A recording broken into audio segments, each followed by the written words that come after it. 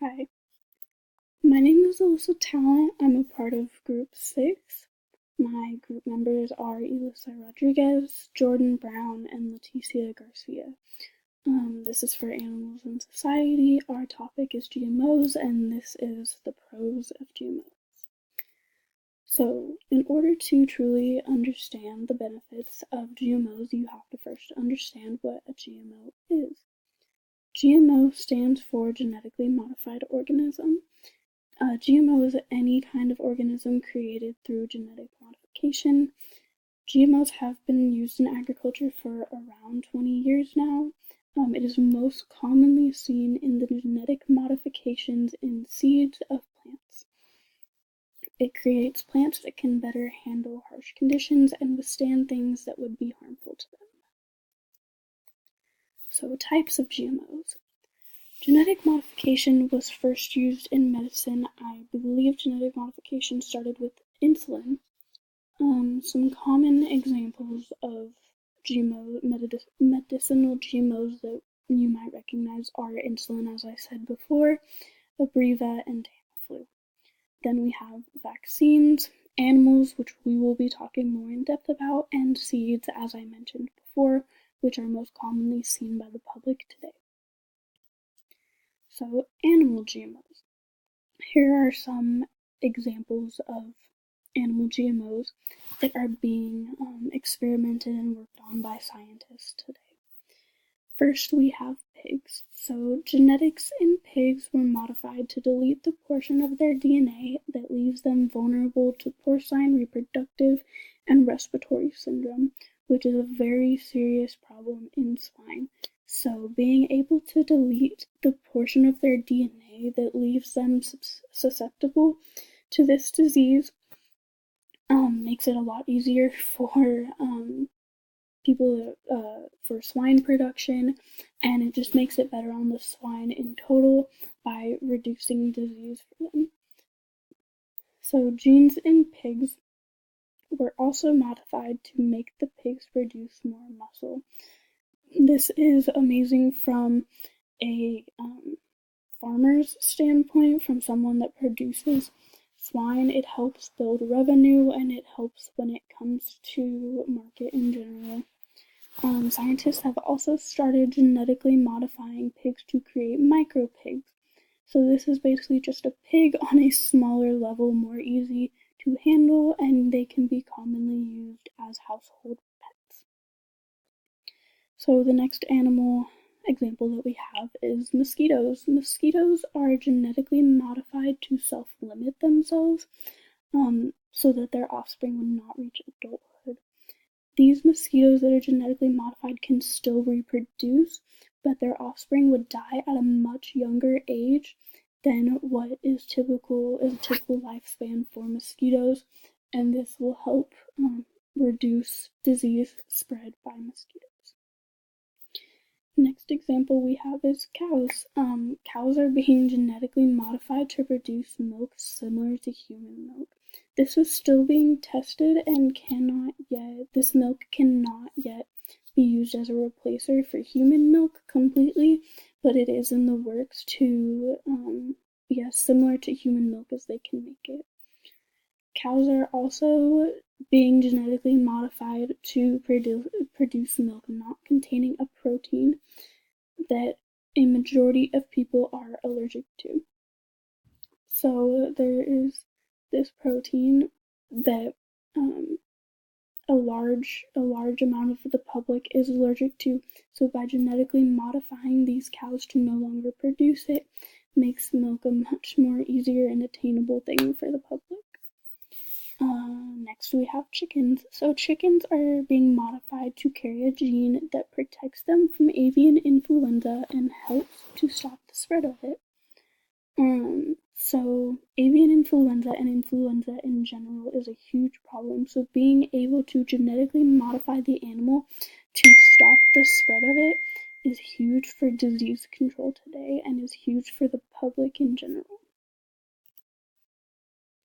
Continuing in animal GMOs, we have salmon. So salmon are being genetically modified to reach market weight in half the normal amount of time. So salmon typically reach their market weight at about 3 years of age. So being able to cut that time in half will help with increasing revenue and decreasing overall cost of trying to get these salmon to market. Next, we have mice. So laboratory mice are genetically modified in order to help scientists understand biological problems. So these scientists take these mice and genetically modify them so that their genetics are as similar to humans as they can get them. And so being able to use these genetics that are similar to humans, they're not testing on humans, they're testing on these laboratory mice. It helps them to better understand disease and other biological problems that are based in our genetic makeup, like I said, without having to test on humans. Scientists have also produced glow-in-the-dark mice by injecting mice with a jellyfish gene containing fluorescence. As pictured in the picture on the slide, these scientists are taking this gene from jellyfish and putting it into mice because they can. And then rabbits. A glow-in-the-dark rabbit has also been made by an artist. It was not made by a scientist. It was made by an artist who was able to take an albino rabbit and genetically modify it so that when it is under blue light, it does glow with fluorescence like the mice pictured here on the slide. Next, we have ethical aspects of GMOs in animals. So, a majority of genetically modified animals today are lab animals used in research. Genetically modifying animals is still not common. It is still not a huge thing that we use yet today because it is a very new thing. So right now, a majority of genetically modified animals are laboratory animals that tests are being run on, experiments are being run on, so that we can better understand GMOs before truly putting them into the public and truly using them in today's society. Genetically modified animals are being used to produce important medicinal products such as antibodies in large quantities. Genetically modifying these animals helps us to make further steps in medicine, and as I said before, one of the first genetically modified things was insulin. So GMOs are huge in today's medicine. In making advances in today's medicine. Genetic modification can increase the yield for farm animals. For example, cows can be engineered to produce more milk.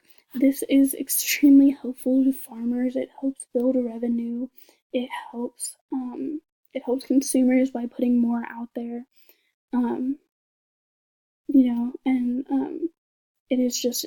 GMOs are slowly becoming a huge thing for farmers. Genetically modified animals are becoming a huge thing for farmers.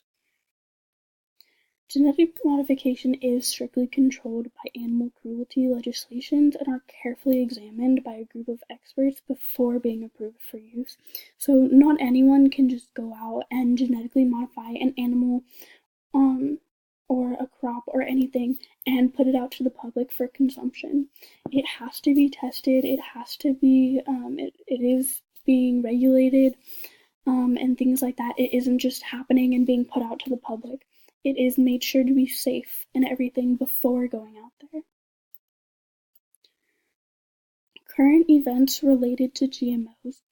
There is a lot of controversy regarding genetically modified organisms. Many consumers are doubtful about GMO foods. They are led to believe that they have bad health effects, but the new report of Nature Scientific Report has the potential to end these worries. The conclusion of this report clearly states the huge benefits and small risk from GMO crops. So, the public, because it is so new, the public is very wary of GMOs, and there are a lot of people out there who are posting on social media, posting online, that you shouldn't consume GMOs for all these many, many reasons that they really truly haven't tested. They don't have the evidence to back up anything. GMOs are the most scientifically tested thing in agriculture. There is nothing in agriculture that has been tested more than GMOs has been, and all of these reports, all of these scientific studies, all of them come out that there is nothing truly harmful to humans. They haven't found anything that harms humans or consumers. There is no evidence against GMOs currently. So, how GMO animals benefit farmers. So, as stated before with the pigs, animals with more muscle growth. So, these animals are genetically modified to produce more muscle, and by producing more muscle, you can get better cuts of meat. It builds revenue, it puts more out to consumers, and it just overall helps the farmers by having these animals producing more muscle. Animals that reach market size faster, as I said before with the salmon. Some animals are genetically modified to reach market weight in a much faster time period than what is average, making it to where revenue can be generated much faster. So a lot of animals, they take their time. They have certain time periods before they will reach market weight. Being able to get them to market weight in a much faster time period reduces costs on farmers. If we take livestock animals, for example, you take cows, you're feeding them all the time, you're every day you are spending costs on these animals, so the longer it drags out, the more the cost adds up. So being able to reduce the time period in which they reach market weight reduces the cost spent on these animals and can help them generate revenue a lot faster. The last one, hornless cattle. So depending on the breed of cattle, some of them do produce horns.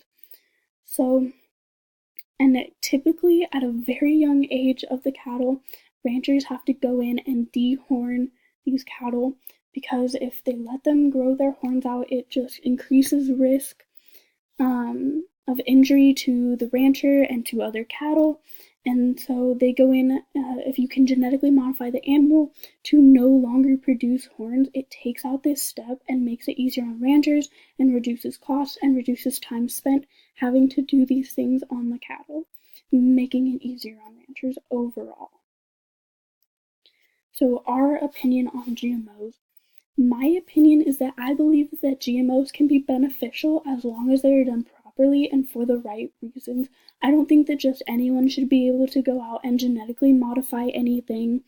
And I definitely think that you have to have a reason behind genetically modifying something, but I do think that it can be beneficial in the right hands and being done for the right reasons.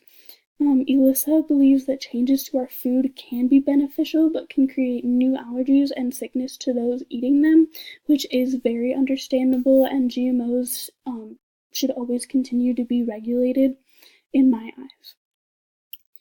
And then here we have our works cited. Thank you for listening to our presentation.